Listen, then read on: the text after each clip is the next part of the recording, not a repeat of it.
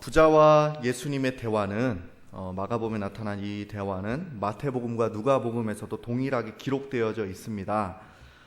마가복음에서는 이 부자의 신상에 대해서는 다른 복음서들과는 달리 길게 표현하지는 않았어요.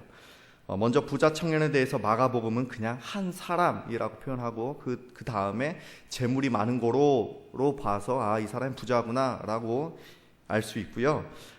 그에 반해서 마태복음은 이 사람에 대해서 젊은 청년이라고 말하고요. 누가복음에서는 그를 관원이라고 소개를 합니다. 이에 대해서 왜 마가복음은 왜 그냥 한 사람으로 표현을 했을까? 이렇게 잠깐 생각을 해볼 때는 우리가 이 마가복음, 특별히 마가복음 10장 17절에서 22절의 말씀을 대할 때 이 부자 청년을 어떤 특정한 인물의 사건, 어떤 부자, 어떤 관원, 어떤 젊은 사람으로만 생각해서는 안 되고 도리어 이 부자 청년을 우리 모두를 대표하는 한 사람으로 표현하고자 했던 마가의 의도가 아니었는가라고 생각을 해봅니다. 예수님과 이 부자 청년, 이 한 사람과의 대화는 지금 우리와 예수님의 대화라는 생각을 가지고 이 본문을 대해야 합니다. 그냥 한 사람의 이야기로만 생각을 하게 된다면 우리는 여기서 이 본문에서 얻을 수 있는 교훈은 단 한 가지도 없어요.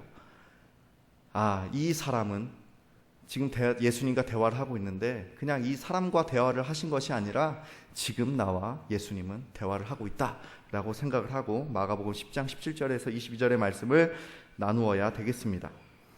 부자 청년은 예수님께 달려나와 꿇어 앉아 묻습니다.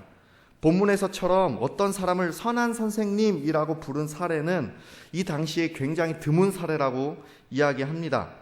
그리고 예수님 앞에 어떤 선생 앞에 무릎을 꿇는 것도 선생에게 인사하는 통상적인 모습은 아니에요.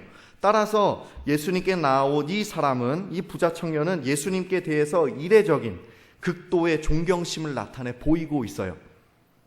이처럼 모든 사람들이 볼 수 있는 길에서 달려나와 예수님께 무릎을 꿇은 부자는 간절한 마음이 있었던 것으로 보입니다.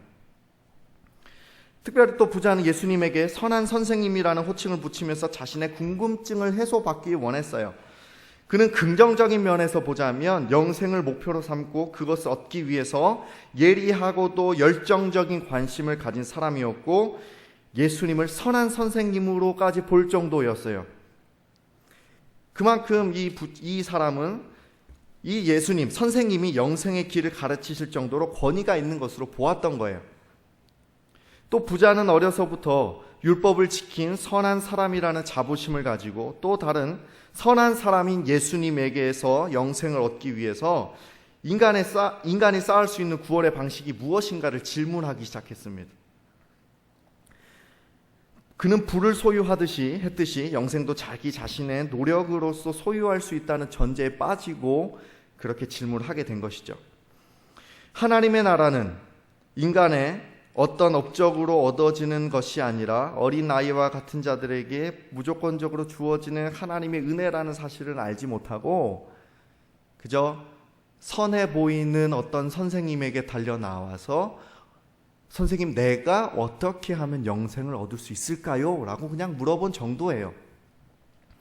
이 부자 청년의 행동에 대해서 예수님은 18절에서 하나님 한 분 외에는 선한 이가 없느니라 라고 말씀하시면서 이 부자 청년이 자신에게 예수님에게 선한 선생님이라는 이례적인 호칭에 대해서 굉장히 민감한 반응을 보이세요.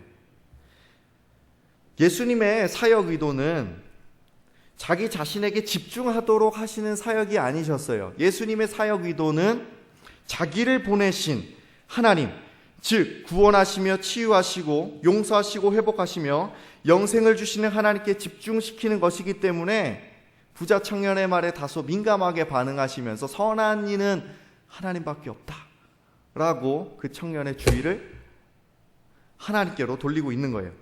예수님의 관심은 자기 자신을 영화롭게 하시는 것이 아니라 성부 하나님을 영화롭게 하는 것에 있어요. 그래서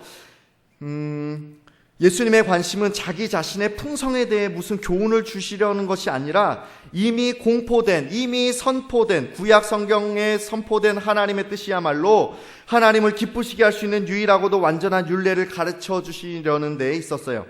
만일 이 부자가 예수님께서 가장 높은 의미에서 선하다는 것을 참으로 믿었다면 만약에 정말 예수님께서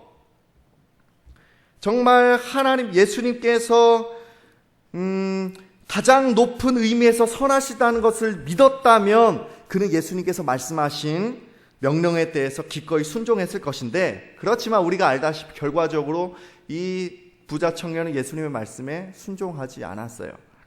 따라서 이 부자 청년은 예수님을 다른 사람들에 비해서 선하고 존경받을 만한 어떤 랍비, 선생의 반열에 올린 것 뿐이지 하나님과 같은 선한 분으로 인정한 것이 아니라는 거예요. 그리고 예수님은 그의 마음을 이미 알고 계셨기 때문에 그가 선한 선생님이라고 호칭했던 그 칭호를 외면하시고 선하신 이는 하나님 한 분밖에 없다라고 말씀하신 거예요. 더 나아가 예수님은 19절에서 내가 계명들을 안 하니 라고 부자에게 말씀하셨습니다. 이는 예수님께서 부자가 교육을 받고 율법, 즉 토라를 준수하는 자임을 이미 아셨다는 것을 말하는 거예요.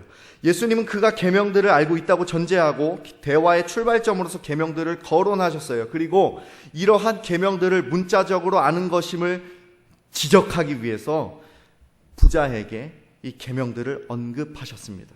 예수님은 이미 부자의 마음과 의도를 다 알고 계시고 그의 연약함과 부족함들을 지적하시고 깨닫게 해주시기 위해서 하나하나 지적하시고 대화를 지금 이끌어가고 계시는 거예요. 예수님은 유대인으로서 유대인의 입장에서 구원의 길을 묻는 부자에게 유대적인 입장에서 대답하셨어요.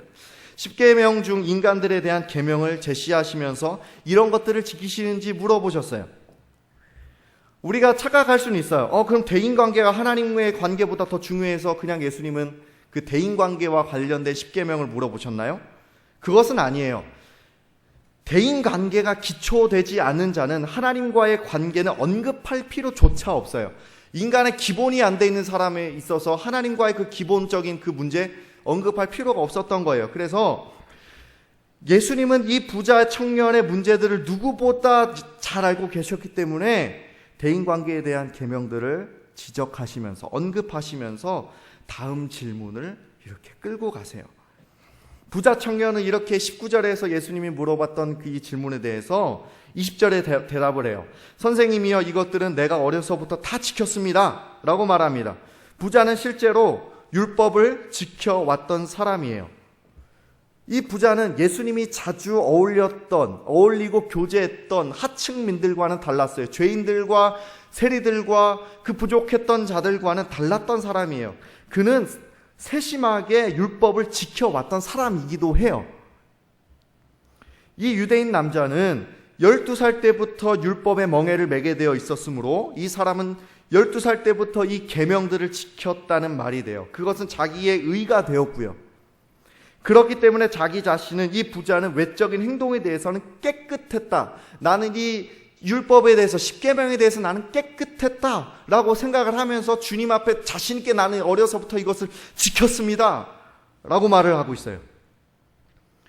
구약의 율법, 특별히 율법의 핵심으로서의 10계명은 이미 애굽에서 구출되어 나온 하나님의 백성들에게 삶의 법으로 주신 거예요.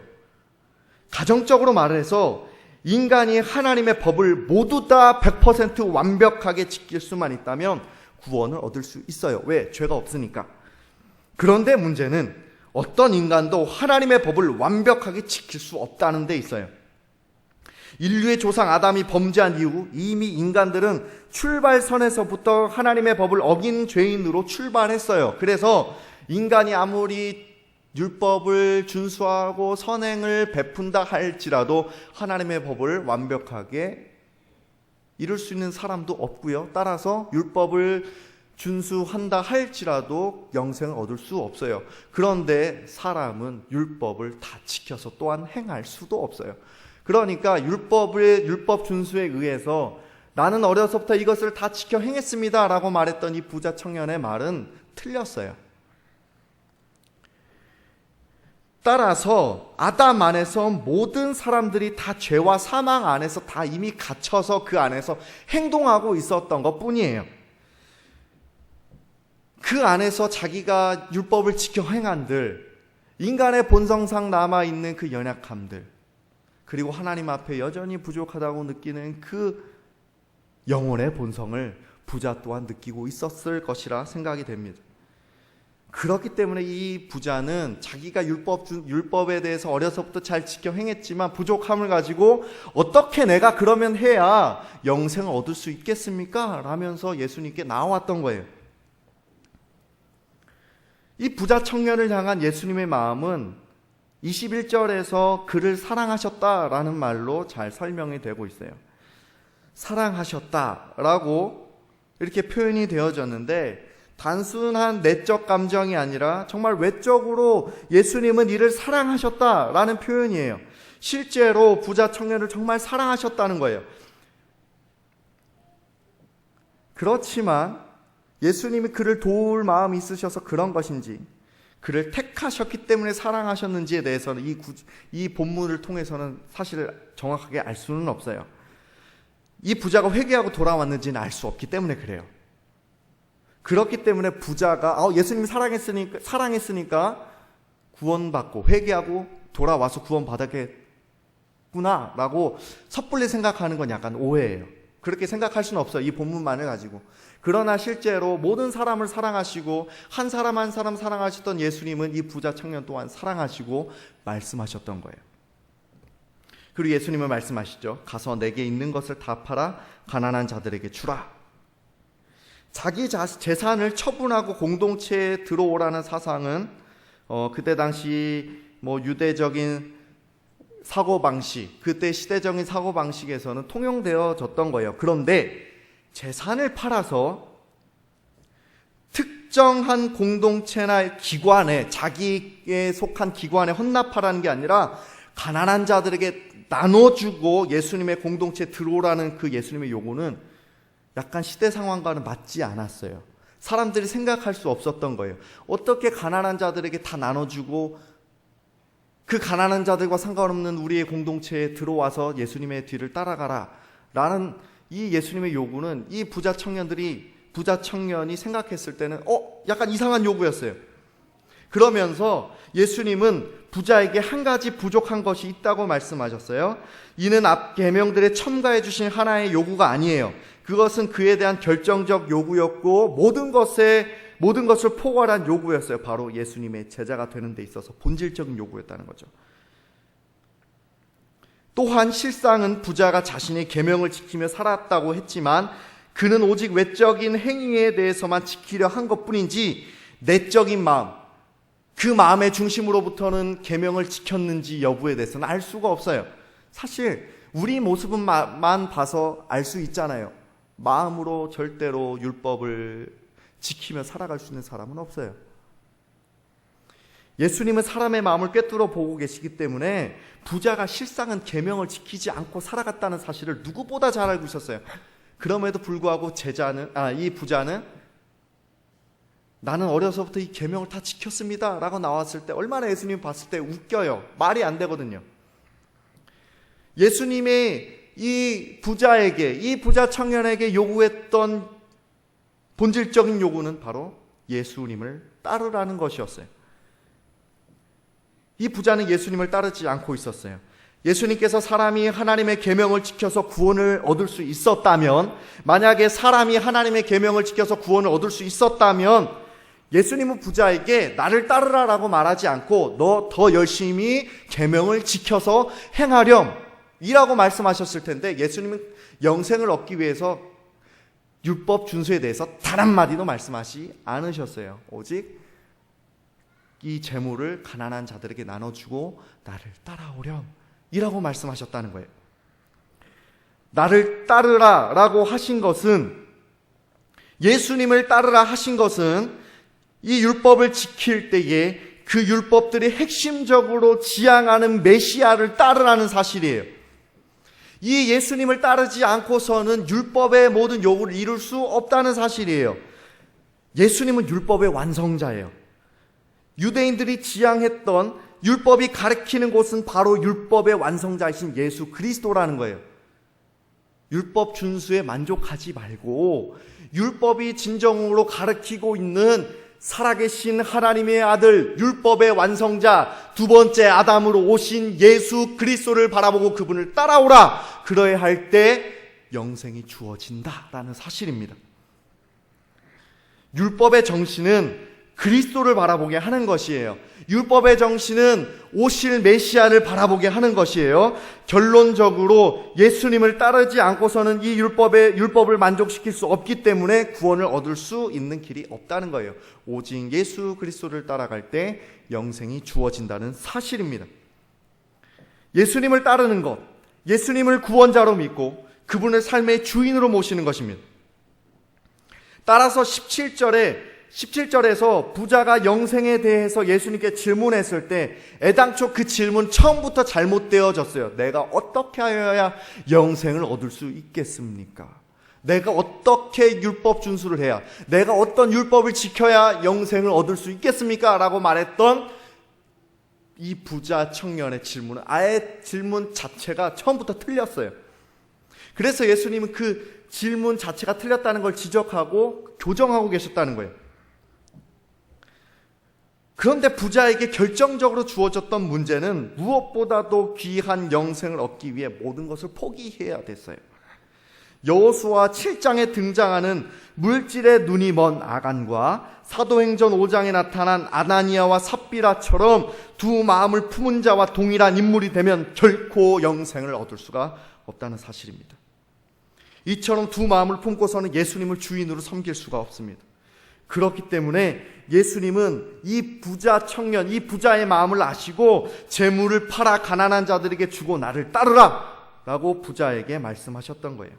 과연 부자는 재물이란 거대한 벽을 극복할 수 있었을까요? 22절에 부자 청년의 반응이 너무나도 신속하게 나옵니다.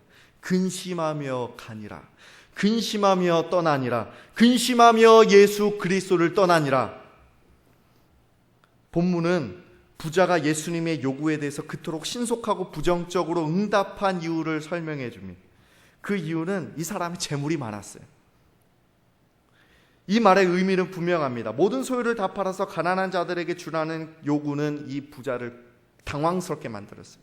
곤혹스럽게 만들었어요. 만약에 이 재물을 내가 속한, 이 예수님이 속한 이 공동체에 기부하고 나를 따라오라 했으면 갔을 수도 있어요. 왜요? 내 재물이 어찌됐든 나와 속한 공동체에 속해 있으니까. 그런데 예수님은 이거를 다 가난한 자들에게 다 주고 나를 따라오라, 아무 재물도 없는 예수의 공동체에 따라오라고 말을 했을 때 이 부자 청년은 당황스럽지 않을 수 없어요. 완전히 재물을 가진 것들 다 포기하고 주님을 따라가야 되거든요. 자신의 소유를 내놓지 않은 편이 고통이 적습니다. 그렇지 않나요? 내가 가진 것들을 내놓지 않는 편이 근심할 필요도 없게 만들어요. 부자들에게 가난은 끔찍한 거예요. 없는 사람에게도 가난은 끔찍하지만 100평 집 살던 사람이 13평 원룸에 살으라고 하면 절대 못 삽니다. 그렇지 않나요? 부자들에게 가난은 끔찍한 거예요. 예수님은 부자에게 현세에서의 부와 하늘에서의 부 중에서 둘 중에 하나를 선택하라고 하신 것을 요구하셨어요. 부자는 영생과 현세에서 누리는 부 둘 다 갖기를 원했습니다. 그래서 부자는 고통스러워하면서 떠났습니다. 부자에게는 결국엔 재물이 하나의 우상이 되어버렸습니다. 그에게는 헛된 안전을 발견하고 재물에 의존하는 일이 너무나도 쉬웠어요. 사실 우리에게도 그게 너무 쉽죠. 무한히 가치 있는 것을 발견하지도 못했고 알지도 못했어요. 그리고 재물이 자신에게 있어서 우상이 되어버렸다는 사실을 그 자신 역시 깨닫지 못하고 있었어요. 그는 계명을 지켜서 행했던 사람이에요. 하나님을 사랑하고 하나님을 섬긴다 말하면서 계명을 지켰어요. 예수님께서 19절에서 말씀하셨던 것처럼 인간적인 인간관계에 있어서의 계명을 어려서부터 지킨 이 사람이 하물며 1계명부터 4계명까지 안 지켰을까요? 이 사람은 다 지켰어요. 다 지켰다고 생각을 했어요. 그런데 실질적으로 이 사람은 하나님의 아들 메시아 예수 그리스도를 섬기는 것보다 자신의 재물을 섬기는 것을 선택했습니다. 결국에 이 사람은 1계명, 2계명을 대놓고 무시해버린 거예요. 우상숭배한 거예요. 그런데 애석하게도 불행하게도 이 사람은 자기 자신이 우상숭배하고 있었다는 사실조차 모르고 있었어요. 사단은 매우 간교하고 너무 똑똑합니다. 그래서 우리 자신을 속여서 교묘하게 우상을 섬기게 하면서도 교인이니까, 직분자니까 나는 우상 숭배하지 않아. 명절날에 성묘 가서 절하지 않으니까, 차례상 제사상에 절하지 않으니까 나는 우상을 섬기지 않아. 그래, 넌 우상을 섬기지 않아 라고 우리를 속여버립니다. 실상은 우리도 부자와 같이 예수님보다, 하나님보다 물질을, 그리고 그 밖에 다른 것을 어쩌면 더 사랑하고 있었을지도 모르는데 말이에요. 그것을 우린 발견해야 되거든요. 실질적으로 하나님 앞에 우상 숭배하지 않고 살아가는 사람이 과연 몇이나 될까요? 우리는 아담과 하와가 선악과를 어리석게 먹었다고 손가락질할 처지가 못 돼요. 아담과 하와는 선악과를 먹고 그래도 죄의식을 가지고 하나님의 낯을 피해보려고 어떻게 저렇게 노력이라도 했지만, 우리는 우리 자신 역시 끊임없이 죄를 지으면서도 죄를 짓고 사는지 우상숭배를 하고 사는지조차 모르면서 하나님 앞에 뻔뻔하게 살아가고 있어요. 부자는 그리스도의 제자가 될 수 없었습니다. 왜냐하면 제자가 된다는 것, 그리스도의 종이 된다는 것, 절대적인 위탁을 하는 것이기 때문에 그렇습니다. 그는 아직까지도 예수님께 맡기고 모든 것을 내어줄 수 있는 준비가 되어 있지 않은 사람이에요. 그의 반응을 미뤄볼 때 주님께서 그의 급소를 정확하게 지적하셨습니다. 그가 극복해야 될 문제를 정확하게 지적하셨어요. 그는 재물이 많이 있었기 때문에 근심하며 예수님을 떠나갔습니다. 이는 예수님을 따르는데 재물이 결정적인 방해가 되었고, 이 부자는 방해를 극복하지 못했습니다. 천국은 어린이가 부모를 절대적으로 의존하는 것처럼 예수 그리스도를 절대적으로 의존하는 믿음을 가진 자의 것입니다. 그런데 부자의 경우 메시아의 절대 의존, 즉 믿음을 재물이 가로막고 있었습니다. 영생을 주는 메시아냐, 재물이냐를 선택할 때 부자 청년은 메시아를 버리고 재물을 선택했습니다. 예수님께서 말씀하고 있는 복음은 부자가 말했던 그냥 미래에 누리는 영생만을 의미하지는 않습니다. 하나님의 나라를 누리고자 하는 복음은 죽음 뒤의 삶에만 적용되는 것이 아닙니다. 우리가 착각하는 것처럼 부자도 또한 똑같이 착각했어요. 내가 죽어서 누리는 그냥 그것만 생각하는 영생만을 생각했다는 거예요. 그러나 예수님과 이 만남을 통해 우리가 변화될 때 비로소 시작되는 것이라고 주님은 촉구하고 계시는 거예요. 죄인들은 참된 하나님의 백성을 살며 구원을 즐기기 위해서 회개하고 주님의 뒤를 기꺼이 따르면서 현세 삶을 살아갈 때도 주님이 주시는 그 은혜와 기쁨에 감격하면서 살아가요.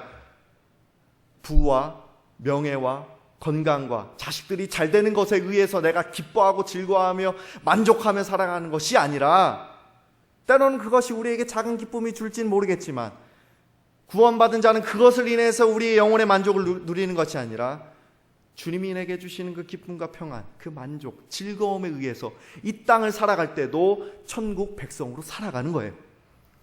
영생은 예수 그리스도로 말미암아 주어지는 것입니다. 그 사실이 바로 복음입니다. 예수님이 활동하셨을 당시뿐만 아니라 지금까지 여전히 사람들은 구원을 얻기 위해 자신이 무엇인가 해야 된다고 생각해요. 그것이 사람이 생각하기에 너무 편하기 때문에 그래요. 그래서 많은 부분에서 선행을 쌓으려 해요. 그래서 많은 부분에 있어서 내가 무엇인가 하려고 노력해요. 그러나 수많은 계명들을 다 지킬 수 없는 인간이 어떻게 선행을 통해서 하나님을 만족시키고 구원을 얻을 수 있겠느냐는 말입니다. 마가복음 10장 17절에서 22절은 계속해서 그런 식으로는 영생을 얻을 수 없다라고 우리에게 선언하고 있습니다.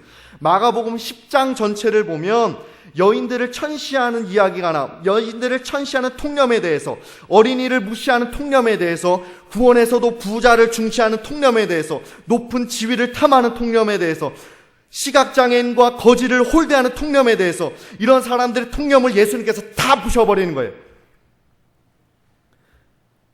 이렇게 사람들의 통념을 깨뜨리신 예수님께서 사람들의 반응과 충격, 놀라움들을 끌어내시면서 이런 방식으로 예수님을 진리를 전달하시면서 메시아를 따르지 않고선, 예수 그리스도를 인격적으로 만나고 그분을 따르지 않고서는 절대로 영생을 얻을 수 없다는 사실을 우리에게 선언하고 있습니다. 복음의 본질은 예수님을 따르는 데 있습니다. 그런데 사람이 너무 웃겨요. 사람은 율법을 만들어서 행하는 걸 좋아하거든요. 후대 4에서 5세기 이르러서는 이 21절에 예수님의 말씀을 오해해서 가진 것을 다 팔고 예수님을 따라야 영생을 얻을 수 있다고 주장하기 시작해요.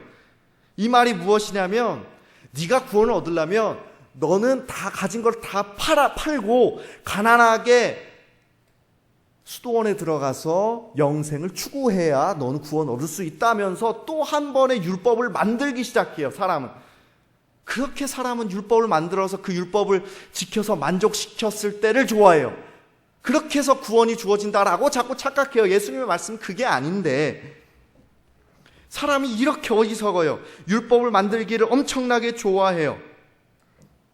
복음의 본질은 예수님이 우리의 구원이 되신다는 사실을 믿고 그 예수님을 자신의 주인으로 모시기 위해서 우리가 가지고 있는 것을 포기하는 것을 말해요. 정말 주님을 사랑하고 주님을 기꺼이 따라가는 삶을 원하는데 자꾸 율법을 만들어서 내가 무슨 일을 해야 율법을 만족시키고 주님의 제자가 된다라고 자꾸 착각해요. 재산을 다 팔 필요 없어요. 우리에게 있어서는.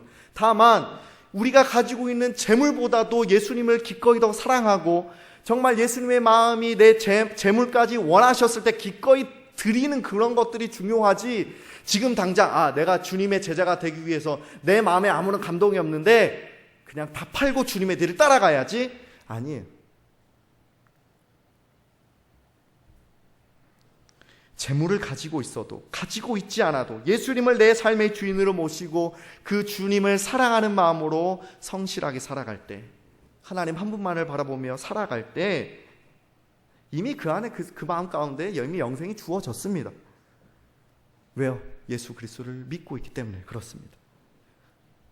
율법의 준수, 재물의 유무에 따라 구원이 획득되는 것이 아니라 오직 예수 그리스도를 믿음으로 말미암아 구원이 선물로 주어졌다는 사실을 우리는 늘 항상 기억해야 돼요. 알고 있다 말하지만 우리는 계속해서 율법을 만들어내거든요. 새벽기도 안 하는 사람, 믿음 없는 사람, 믿음이 있기 때문에 새벽기도를 하지만 남을 그렇게 율법을 만들어갖고 남을 그렇게 정죄하거든요. 아니에요.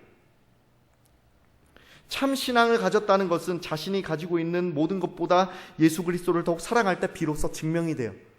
삶 가운데 나타난다고요. 낭중지추라는 말이 있죠. 주머니 송곳은 가릴 수가 없어요. 주님을 향한 뜨거운 마음과 정말 주님을 향한 믿음이 있을 때 그 믿음은 가리울래야 감출 수가 없습니다. 반드시 드러나게 되어 있습니다. 부자는 진정으로 영생을 원하지 않았습니다. 그는 다만 현세의 안위함을 누리고 그 안위함을 영원히 누리다가 죽어서도 그 안위함을 누리고 싶어 했던 사람에 불과해요. 중국의 진시황과 다를 바 없는 탐욕스러운 사람임을 스스로 증명했습니다. 세상의 많은 사람들도, 지금 살아가고 있는 자칭 그리스도인들도 그와 별반 다르지 않을 수도 있습니다. 그래서 많은 사람들은 이 본문을 단지 상징적인 의미로만 받아들일 뿐 더 이상 그것을 나의 일로는 생각하지 않아요. 그러나 모든 제자들에게 대한 이 본문의 가장 정확한 의미는 우리의 삶에 있어서 우리가 예수를 따르는 데 있어서 방해되는 것은 무엇이든지 뿌리채 뽑아버려야 된다는 사실입니다. 재물이 많은 사람에게만 돈이 우상이 되나요? 아니죠.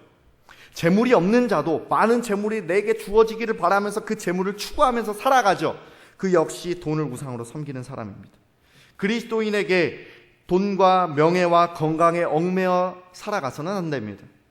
그리스도인은 오직 그리스도의 사랑에 얽매여서 살아가야 합니다. 그 예수 그리스도의 사랑이 너무나도 귀하다는 것을 깨닫고 그 은혜와 사랑에 납작 엎드려 복종하는 삶을 살아야 됩니다. 사실 그 사랑의 무게가 엄청나기 때문에 그 사랑을 아는 사람은 그 사랑의 무게에 엎드려질 수밖에 없어요. 너무 기쁘고 크니까, 내가 감당할 수 없는 사랑을 폭포수와 같이 부어주니까 감당할 수 없어서 그냥 우린 주님 앞에 납작 엎드려서 순종하는 거예요. 사랑하니까. 그렇기 때문에 본문에 나타난 부자의 모습을 보면서 참된 신앙인은 두 주인을 섬기지 않고 오직 예수께서 주시는 은혜로 만족하며 살아야 함을 명확하게 보여주고 있습니다. 오직 믿음으로 영생은 주어지며 이 영생은 죽어서 누리는 것뿐만 아니라 이 땅 가운데 살아가면서 누리는 하나님의 은혜를 의미합니다. 기꺼이 그 영생의 은혜를, 구원의 은혜를 받은 자는 기꺼이 자신의 삶을 주님께 맡겨드리며 살아갑니다. 예수님은 부자 청년이 참된 제자로 발돋움하기를 원하셨을 겁니다. 예수님이 부자 청년을 사랑하지 않아서 어려운 질문을 하신 것이 아니에요. 다만 부자 청년이 가지고 있는, 그 사람이 자기도 알지 못하고 있는 연약함을 발견하게 하고 참된 믿음으로 예수님을 붙잡을 수 있도록 예수님은 기회를 주셨습니다. 마찬가지로 예수님은 우리에게, 부자 청년에게 주셨던 질문을 우리에게 하고 계십니다. 그것이 돈이 되었건 자녀가 되었건 그 무엇이 되었건 예수 그리스도보다 우선이 될 수 없다는 것을 우리는 다시 한번 고백해야 됩니다. 그리고 그 질문에 우리의 가장 최우선 순위는 예수 그리스도이며 우리는 예수님을 온전히 따르며 제자로서의 삶을 살겠노라고 끊임없이 매일매일 매순간 고백해야 됩니다. 이 본문을 묵상하고 이 말씀을 준비하면서 주님 앞에 이런 고백을 하게 됩니다. 저도 언제쯤 완전히 하나님의 은혜에 만족하는 삶을 살아갈 수 있을까요? 예수 그리스도를 믿고 구원의 은혜를 누린다고 말함에도 불구하고 여전히 연약하기에 인간적인 마음이 불쑥불쑥 솟아나옵니다. 물론 성령께서 이 싸움에서 지지 않도록 주님께서 붙잡아 주시는 은혜를 끊임없이 공급해 주시지만, 그리고 또한 그 사실을 믿지만 여전히 인간적인 마음이 있다는 사실 자체가 하나님 앞에 얼마나 죄송스럽고 마음이 아픈지 몰라요. 이렇게 참 부자 청년과 내가 그렇게 크게 다르지 않구나라는 사실을 발견했을 때 요한복음 10장 14절에서 15절 예수님은 말씀하시면서 저를 위로하셨습니다. 다 같이 한번 읽어볼까요? 나는 선한 목자라. 나는 내 양을 알고 양도 나를 아는 것이 아버지께서 나를 아시고 내가 아버지를 아는 것 같으니 나는 양을 위하여 목숨을 버리노라. 아멘. 그렇습니다. 저는 사실 부자 청년과 크게 다를 바 없는 연약한 인간에 불과합니다. 여전히 더러운 마음이 가득 차 있는 불쌍한 죄인일 뿐입니다. 그리고 저는 저 스스로 예수 그리스도를 따라갈 수 있는 능력이 없습니다. 그러나 주님이 우리의 목자가 되시고 나도 모르게 창세전부터 우리 주님은 우리를 양으로 삼아 주셔서 그 주의 놀라운 은혜 가운데 거하게 하시고 내 힘으로는 주님을 따라가는 제자의 삶을 살 수 없으나 주님께서 이끌어 주심으로 말미암아 주의 제자의 길로 나아갈 수 있도록 우리 주님은 그렇게 우리를 사랑하십니다. 그 사랑을 받은 우리는 내가 가진 모든 것보다 예수님을 사랑하는 제자가 되기로 다시 한번 결단하고 다짐해야 되겠습니다. 세상의 것을 부러워하는 사람이 아니라 예수님께서 우리에게 주시고자 하시는 은혜를 기대하며 사모하는 진정한 제자가 되어야 하겠습니다. 제자로서의 마음을 증진시키고 그분을 따르기 위해서 예수님께서 우리를 얼마나 사랑하셨고 우리를 위하여 어떤 일을 하셨는지를 돌아보면 우리가 어떤 마음을 먹고 어떻게 살아가야 하는지 답이 분명하게 나올 것입니다. 제자는 단순해야 합니다. 부자 청년과 예수님이 대화할 때 예수님의 12 제자들도 그 곁에 있었을 것입니다. 제자들이 부자 청년보다 나아서 주의 뒤를 따라갔던 것이 아닙니다. 주님이 그들을 사랑하셨고 주님께서 그들을 이끄셨기 때문에 제자들은 주님을 따라갔습니다. 그 은혜가 우리에게 필요합니다. 그 제자들처럼 이제 우리도 단순히 예수님만을 바라보아야 되겠습니다. 어린아이가 한 가지에 몰두하며 다른 것들을 주어도 관심을 갖지 않는 것처럼 우리도 주님께 몰두해야 되겠습니다. 아이처럼 단순하게 주님만을 사랑해야 되겠습니다. 주님만을 사랑하고 주님만을 따르는 참된 제자로 더욱 성장하는 우리 모두와 우리 한강교회 그리고 우리 한국교회가 되어지기를 소원합니다. 아멘. 기도하겠습니다.